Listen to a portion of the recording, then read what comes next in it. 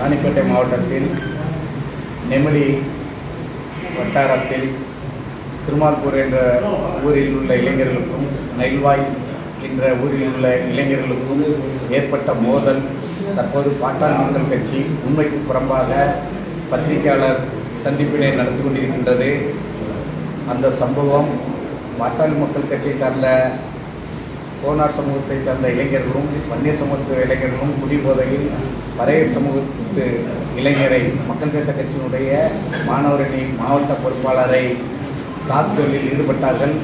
அந்த தாக்குதல் அவர்கள் வைத்திருந்த எங்களுடைய இளைஞரை தீ வைத்து கொளுத்த வேண்டும் என்ற நோக்கத்தோடு அவர்கள் வைத்திருந்த பெட்ரோல் அவர்கள் மீது பட்டு அவர்கள் கஞ்சா பிடித்து கொண்டிருந்த கங்கில் தீயில் அவர்கள் மீது தீ பரவியது. இதனை திசை திருப்பும் நோக்கமாக பாட்டாளி மக்கள் கட்சி விடுதலை சிறுத்தைகளை ஒன்று சேர்த்து கொண்டு ஒரு பெரும் பதற்றத்தை ஏற்படுத்த வேண்டும் என்பதற்காக ஒரு செயலில் ஈடுபடுகின்றார்கள். அதை மக்கள் தேச கட்சி வன்மையாக கண்டிக்கின்றது.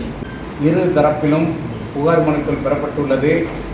இதுவரை வழக்கு பதிவு செய்ததாக அதிகாரப்பூர்வமாக காவல்துறை வெளியிடவில்லை. பாதிக்கப்பட்ட நபரை நீங்கள் போய் பார்த்தீங்களா? அதாவது பாதிப்புக்கு இப்போது காயப்பட்டிருக்கக்கூடிய நபர்கள் வன்னியர் சமூகம் கோனார் சமூக இளைஞர்கள் என்பதனால் அவர்களை சந்திக்க முடியவில்லை. பாதிக்கப்பட்ட பறையர் சமூக இளைஞரை மக்கள் தேச வழக்கறிஞர்களின் பிரிவு பொறுப்பாளர்கள் எல்லாம் சந்தித்து அவர்களை காவல்துறை கேட்டுக்கொண்டதற்கு இணங்க காவல்துறையிடம் விசாரணைக்கு ஒப்படைத்துள்ளோம். எங்களுடைய இளைஞர்களுக்கும் காயங்கள் இருக்கின்றது. அதற்கு ஆஸ்பத்திரியில் அனுமதிக்காமல் அதற்கான மருத்துவங்களை காவல்துறை செய்து கொண்டிருக்கின்றது.